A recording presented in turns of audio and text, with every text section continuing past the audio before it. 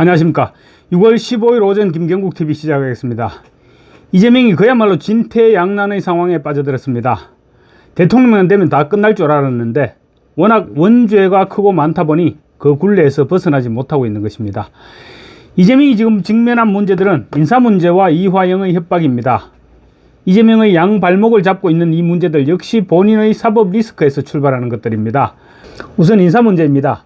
이재명은 의심이 많습니다. 지은 죄가 많기 때문에 언제 뒤통수를 맞을지 모른다는 생각이 앞서기 때문일 것입니다. 그러다 보니 다소간의 흠집이 있더라도 아는 사람들을 앞세웁니다. 인사검증 자체를 전문가들이 아닌 성남시 라인들이 하고 있습니다. 김현지 총무비서관과 정진상 그리고 김용채 인사비서관 등이 주무르고 있습니다. 정부가 바뀔 때마다 나름대로 정리했던 인사 배제 원칙조차 이번에는 발표하지 않고 있습니다. 아예 만들지 않기로 했다는 것입니다. 이재명부터 전과와 범죄투성이이기 때문이기도 하지만 이들 3인방이 인사를 좌우하기 때문에 누구도 인사원칙을 말하지 못하고 있는 것입니다. 그러다가 이번에 탈인한 케이스가 바로 김민석, 오광수, 이한주입니다. 세 사람 모두 이재명 정부의 핵심 인사입니다. 김민석은 넘버2인 국무총리 후보자죠. 그리고 오광수는 앞으로 인사검증을 책임질 민정수석이었습니다. 또 이한주는 이재명 정부 5년의 밑그림을 그릴 사람입니다. 그런데 이 세 사람이 모두 사고를 쳤습니다. 새로 친 사고도 아닙니다. 이미 쳐놓았던 사고였습니다. 어떻게 생각하면 이재명도 모두 알고 있었을 수도 있는 내용들입니다. 오광수 민정수석의 경우 임명 전 부동산 차명 보유 사실을 알고 있었다고 합니다. 그런데 무리한 인사를 하다 보니 결국 오광수는 막강한 민정수석에서 잡범이 되어서 수사 대상이 되어버렸습니다. 이한주 국정기획위원장도 오랜 측근이니 부동산 투기를 일부 알고 있었을지도 모릅니다. 하지만 이너서클에서 인사를 하다 보니 가볍게 생각했던 것입니다. 이한주와 위성락 안보실장의 부동산 투기는 이재명 정부 초반 엄청난 부담으로 작용하게 될 것입니다. 특히 부동산 투기꾼 이한주를 국정기획위원장으로 임명했다는 점에서 사퇴 압박에 시달릴 수밖에 없고 사퇴시키지 않을 경우 앞으로 부동산 정책이 잘못되었을 경우 엄청난 후폭풍의 빌미가 될 것입니다. 김민석의 경우 반미 성향과 정치자금법 위반 2건을 포함해서 전과사범이라는 사실을 이재명이 당연히 알고 있었겠죠. 그리고 또 김민석이 오랜 야인 생활을 했습니다. 오랜 야인 생활을 했다는 점을 감안할 때 검증과 관련한 이런저런 말들이 터져나올 수 있다는 사실을 과연 이재명이 몰랐을까요? 뿐만 아니라 김민석은 지금 온갖 문제점들이 터져나오고 있습니다. 본인과 관련한 의혹에다가 아들 문제까지 겹겹이 겹치면서 그야말로 대실패작이 되었습니다. 오광수도 오광수이지만 정작 물러나야 할 사람은 김민석입니다. 김민석은 빚 문제와 함께 본인의 청와대 학벌 문제 그리고 아들의 아빠 찬스 문제 등 온갖 의혹에 휩싸여 있습니다. 그런데 결정적인 부분은 역시 돈 문제입니다. 여러 가지 문제가 있는데 돈 문제가 가장 큰 문제입니다. 지금까지 몇 차례 말씀드렸으니까 구체적인 내용은 말씀드리지 않겠습니다만 간단하게 정리하면 지난 5년간 수입은 5억이었는데 지출은 10억 원이 넘었습니다.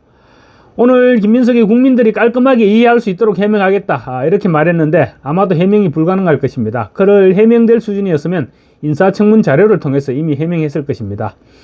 검증 문제뿐 아니라 자신의 청와대 법학 석사 의혹과 아들의 홍콩대 연구 인턴 및 교수와의 공동저술 등 온갖 의혹에 휩싸여 있습니다.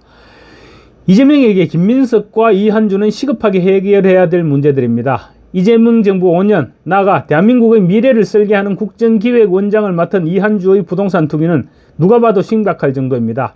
국민의힘은 김민석과 함께 지금 이한주에 대해서도 사퇴를 요구하고 있습니다. 이재명을 궁지로 몰아놓고 있는 또 다른 인물은 대북 송금 공범 이화영입니다. 이화영은 부담을 넘어서 이미 짐이 되기 시작했습니다. 이화영 본인 역시 느끼고 있을 것이고 그래서 이화영은 아마 무슨 일이 터질지 몰라서 조마조마할 것입니다. 대법원에서 이미 징역 7년 8개월을 선고받았습니다. 이제 막 시작된 뇌물과 정치자금법 위반 그리고 위정 혐의 등에 대한 유죄가 인정되면 또 최소 15년 이상은 햇볕을 보기 힘들어집니다. 문제는 이화영의 남은 재판이 모두 이재명과 관계 있는 재판이라는 점입니다. 정치자금법 위반은 쌍방울 김성태 회장에게 이재명의 대선 경선 자금 쪼개기 후원을 요청했던 것이고 위정 혐의는 이재명에게 대북 송금을 보고하지 않았다고 거짓말하는 과정에서 꾸며낸 공작입니다. 이화영이 최근 노골적으로 SNS를 통해 특별 사면을 요구하고 있는 것도 이 같은 부채의식 때문일 것입니다.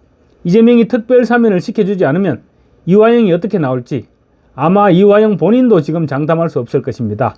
남은 인생을 모조리 감옥에서 살아야 할 처지에 내몰렸는데 순간순간 생각이 바뀔 것입니다. 자기가 살 국리를 하지 않을 수 없게 된 그런 상황인 것입니다. 그래서 청구서를 들이밀고 있는 것입니다. 이재명 입장에서는 이화영을 사면시키게 되면 불법 대북 송금 최종 책임자가 자신이라는 사실을 자인하게 되는 꼴입니다. 특히 유엔과 미국이 엄격하게 금지하고 있는 불법 대북 송금 문제인 만큼 이재명이 이화영을 어떻게 할 것인지는 미국에서도 지켜보고 있을 것입니다. 이화영을 사면한다면 유엔 대북 제재 위반을 정부가 방조하는 셈입니다. 그런데 현직 대통령을 상대로 한 협박이 통할까요? 성공하지 못할 것입니다. 그렇게 되면 이화영이 선택할 길은 결국은 배신감에 치를 떨면서 양심선언을 하는 것밖에는 없을 것입니다. 다만 그때까지 이화영은 불안불안한 나날을 보내야 할 것입니다. 국민의힘 판사 출신 의원들이 이화영 부분을 물고 늘어지고 있습니다. 이재명의 약점을 건드리면서 이화영을 사면하지 못하도록 압박하고 나선 것입니다. 이화영의 입에서 뭔가가 터져나오도록 만들겠다는 전략입니다. 이재명의 입장에서는 국민의힘 의원들의 의도를 뻔히 알면서도 상황상 말려들지 않을 수 없게 되어 있는 것입니다. 국민의힘 나경원 의원은 이화영 사면 추진은 이재명 대통령의 불법 대북 송금 공범 자백이다. 이화영의 사면 요구는 대통령을 향한 노골적인 사법거래 청구서이자 사실상의 협박이라고 말했습니다. 나 의원은 이화영의 석방 요구는 이재명 대통령에게 보내는 명백한 신호다.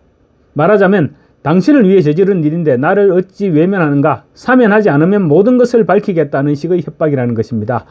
그러면서 이 사건은 단순한 개인 비리가 아니라 대한민국의 법치와 국제신뢰, 외교적 위상까지 흔드는 중대범죄다. 사면은 곧 국제사회에 한국은 불법 대북 송금에 눈을 감는 나라라는 신호를 주는 것이고 외교적 고립과 국가 신뢰 추락으로 이어질 수밖에 없다고 지적했습니다. 유엔 제재를 위반한 범죄자를 대통령이 직접 사면하는 나라를 어느 국가가 신뢰할 수 있겠습니까? 나경원의 말이 너무 맞는 말이라는 게 이재명으로서는 환장할 일일 것입니다.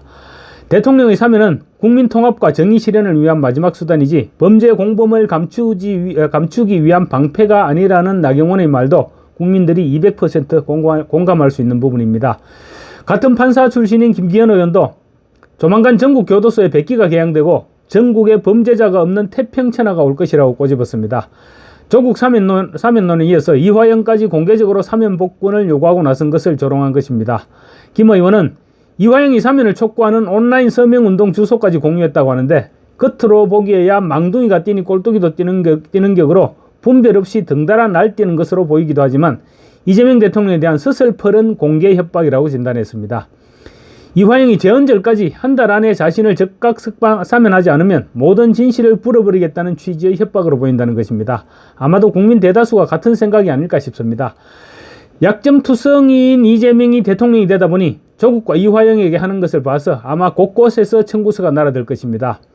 이재명이 정권 출범과 동시에 사면 초과의 상황으로 내몰리고 있는데 이재명이 자유민주주의를 핍박하는 방식으로 돌파구를 마련할 가능성이 높아지고 있으니 두 눈 부릅뜨고 지켜봐야 할 것입니다. 감사합니다.